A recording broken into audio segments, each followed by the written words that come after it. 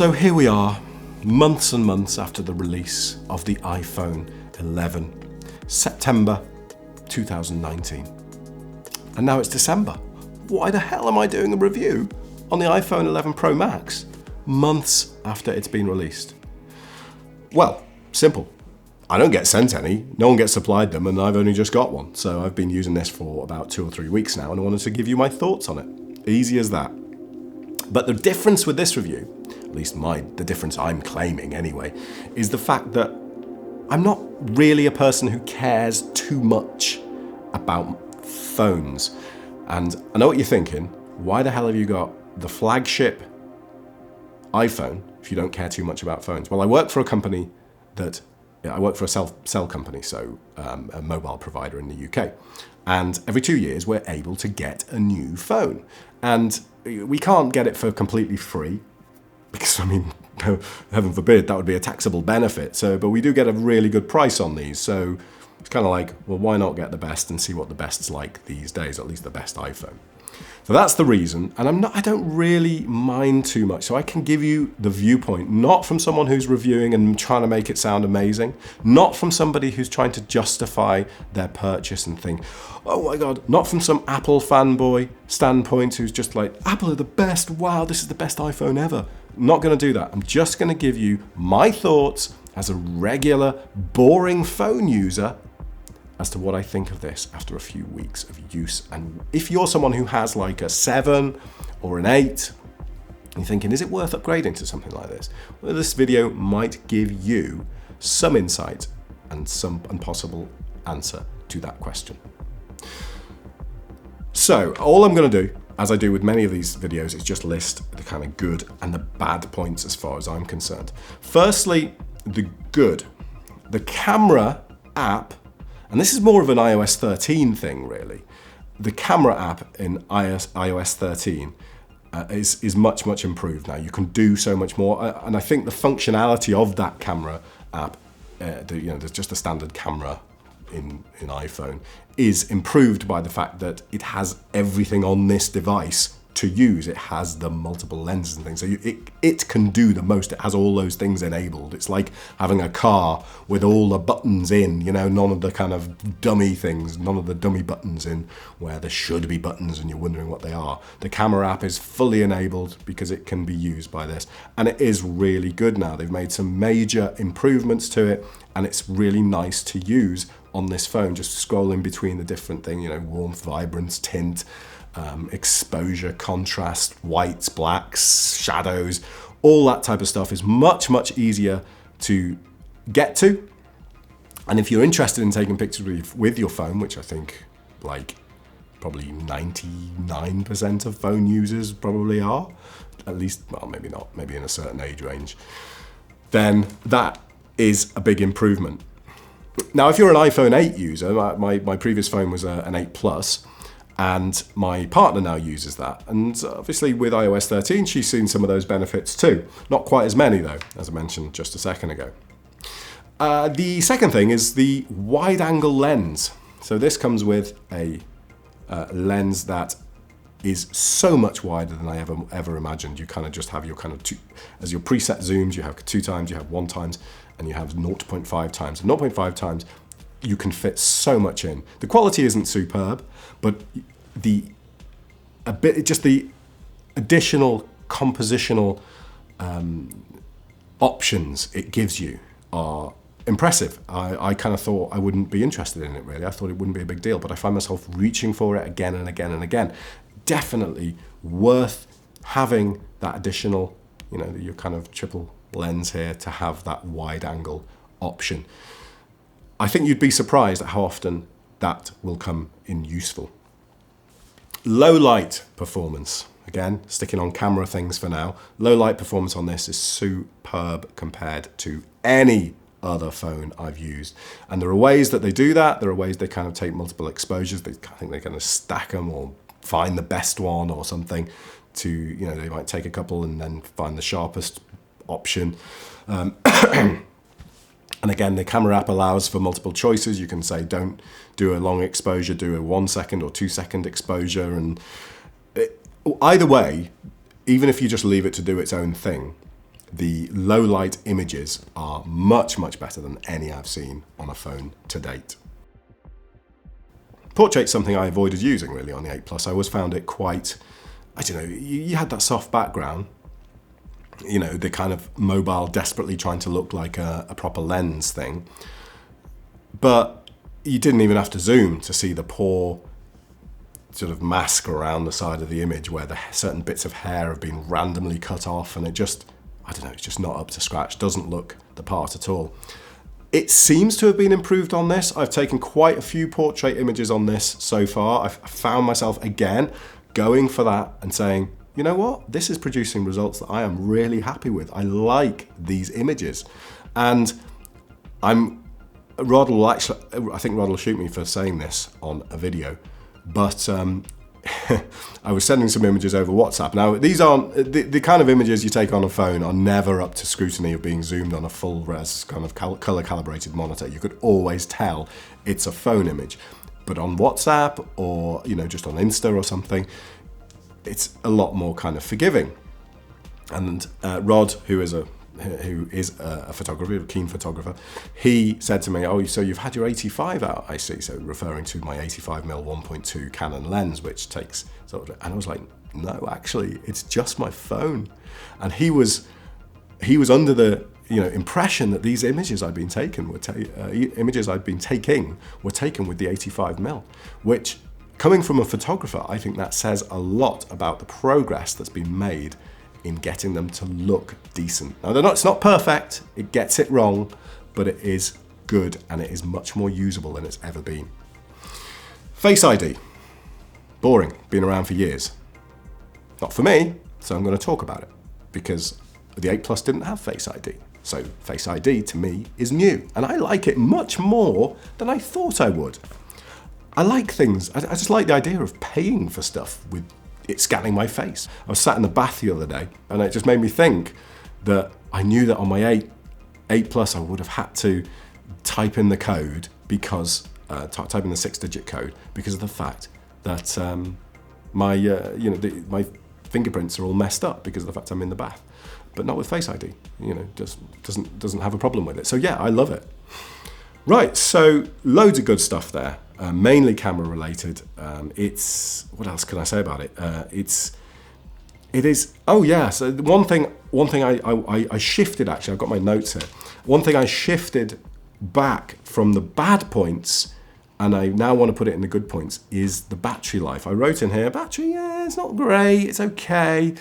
I kind of changed my mind on that a little bit, because I've recently subscribed to Apple Arcade, and I've been playing Lego Brawls with my son, who's nearly 6, and it's the first time ever that he's played computer games. And so I've been playing on my phone, he's been playing on the Apple TV. And I was thinking, oh, this is going to absolutely kill my battery life, but it doesn't, not on this device. The battery life, it's still not amazing. I mean, you're not going to get days and days out of this, but it is better. And even though it's a new battery, because to start with I thought, oh, it's just because it's a new battery, you know. I was used to what my 8 Plus was supplying with a 2-year-old battery. So yeah, it's going to seem better, but it is a bit better than that. It is doing incredibly well.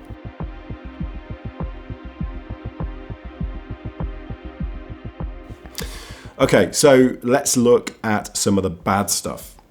Right, and the first one I'm going to talk about is one of the most talked about topics in like 2018 or whatever and was it that the iPhone 10 came out, or the X or whatever you want to call it. So it was all about the notch, wasn't it? At the top there. Now, I don't hate the notch, I don't mind the design, I'm just not that bothered about it really. I don't care too much about, does my screen go right to the edge? Oh my God, it's 0.5 millimeter from the edge, it just doesn't look good enough. I really don't care about that. I don't even care about the notch. What I care about is what is blocked by the notch. So you can see the icons that are at the top there, top of the screen, I hope you can anyway. Previously, if I'd have connected a headset, I would have immediately been able to see that headset was connected. Now, it does pop up for a second in that top right-hand corner and tell me that, oh, there's a headset connected, and then it goes away again. So to see, I have to do something extra. I have to actually kind of come down from the top, which is okay, but it's another thing I have to do. Previously, I would have just been able to look at the phone, yeah, headset's connected, right, stick it in my bag, put my helmet on and go on my bike. And there's just information hidden by not having a full line of stuff across the top. And that really irritates me. It's like a step backwards thing for me, hiding that kind of like immediately visible information. So yeah, the notch is annoying, not just because it doesn't have kind of your screen going right to the edges and things like that. It's annoying because it hides stuff. Okay, so the cameras, because of the notch, the cameras are right at the top of the screen here. They're right at the top. And that's sort of irritating because I think you can probably see it on this. If I hold this right close to the camera, I hope it'll focus. Yeah, there we go with the light. Look how much dust collects right at the top, just at the edge of the case. Yeah, there's dust on this anyway because I've just wiped it. It's probably like static or something. But just here at the top, there's like an extra collection of dust where the edge of the case is. And that gets on the cameras. It means you're kind of constantly thinking, oh, my camera's clean, I'm not sure. Previously, when they were just a little bit further down, they'd stay clean, they'd stay free from dust a lot more easily. Again, a little bit of an annoyance and a step backwards as far as I'm concerned. Screen-wise, this is the first OLED screen I've used. This is the top of the range screen as far as iPhones are concerned. And it's nothing special. Yeah, sure, it's bright. Sure, it's like nice blacks because OLED is. You know, that's how it is. But really, it's not that much better. And firstly, when it's not in use, you get this kind of funny coloured sheen off it.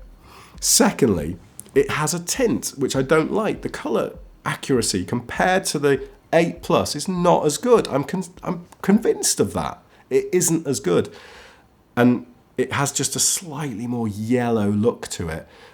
True tone settings aside here, you know, of course I can adjust that in by turning things on and off and adjusting true tone, I think it's called.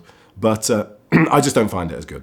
Anyway, I don't find it quite as good as the previous display in ways that I want it to be as good. This thing weighs a ton. It's the heaviest phone I've used. It's much, much heavier than the 8 Plus. Obviously, it's all relative. I mean, so I say much, much heavier. We're probably only talking like 50 grams or something. But there is a borderline between what is a comfortable weight to just have sat in your hand like this. And I think this just crosses it. If you're not comfortable having a good weight in your hand and supporting it, I don't know how you hold it. Everyone holds their phone differently, don't they? I think for a lot of people, this will need to be a two-handed phone. I kind of hold it like this, and I have my little sort of finger there, just kind of providing the support so it doesn't fall backwards. I think that's probably how a lot of people do it as well.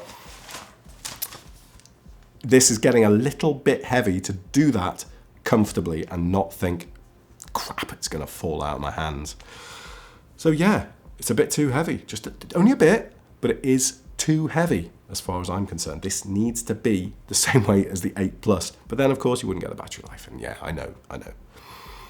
Speed-wise, well, I'm sure it's doing all sorts of things that are utilizing the amazing extra CPU power that is in whatever processors in this 11 Pro Max. But as a user, jumping from an 8 Plus directly to an 11 Pro Max, with the stuff I do, I can't tell the difference, okay? I could watch any video I wanted on the 8 Plus. I could do any video, any filming I wanted on the 8 Plus. I can't notice a difference. It does the stuff, you know, when it's encoding videos to send over WhatsApp and that type of thing, it does it pretty much the same thing. There really is nothing CPU and number crunching wise that stood out enormously with the 11 Pro Max compared to the 8 Plus. So if that's important to you, if you are someone who's looking to upgrade, then yeah, I don't think you're going to be happy with the difference that you see. The camera, all really good, but there is a slightly yellowish tint. I think it seems to get like the white balance off sometimes on the pictures compared to, I take it with the 8 Plus and it would sort of nail it pretty much every time, but I find that the white balance does seem to need to be adjusted quite a few times with this phone. I don't know whether that's just my not using it correctly or it needs to be used slightly differently compared to the other phone, but that's something I find as well. And no 5G. well, yeah, I work for a mobile operator. 5G is a big deal.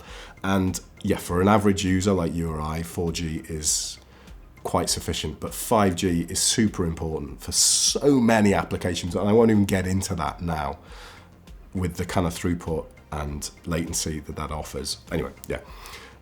And Apple have just thought, nah, sod it. We're not going to include 5G. We don't need to include 5G. We've got people at work who are getting OnePlus phones and things because they're really keen to kind of try the 5G that's being rolled out across the UK now, and just kind of being on top of technology and being sort of. It just really annoys me that Apple just have that really kind of. It's almost like cocky, isn't it? They're just kind of like, nah, we don't need to include 5G. We'll dictate when it becomes used widespread by the population, because we'll include it in our phone, and everyone will buy our phone, and yeah, that's when it'll be adopted. So yeah, we're in charge of that, guys. That's what Apple are like. So they haven't included it in their flagship phone. They haven't even included. So yeah, not very good. And the final thing, I'm going to put my pad down now. The final thing is the price. This thing is too bloody expensive. If you are buying this full price, it is crazy money. For a phone, it's stupid. You can buy a wonderfully capable device for half the price, and it will work just as well in everything, and better in some things. Okay, the iOS is a wonderful operating system. The reliability is good. The whole Apple ecosystem, a lot of people are tied into that now. I get that, and I understand that a lot of people will stick to it and want to stick to it, and I'm included in that. I'm part of that. But I'm never going to deny that this thing is a rip-off. It's way too expensive, and I think it's outrageous. It's a fantastic bit of hardware. I think the fact that they can get this to do what it does is just wonderful. But to pay, like, what's this, 1,200 quid or something, £1,300 for a phone? Anyway, there you go. They're my thoughts, honest thoughts from a fairly boring 40-something-year-old phone user who just uses it for banking and messaging and taking a few pictures of their kids. I am also interested in the tech as well. But hope you found that interesting. If you did, put a comment and like the video, consider subscribing, all that sort of stuff. If you didn't, say you didn't, slag me off in the video, in the comments as well. I'll just delete it if it's full of swearing and rude. But thanks a lot, and see you soon.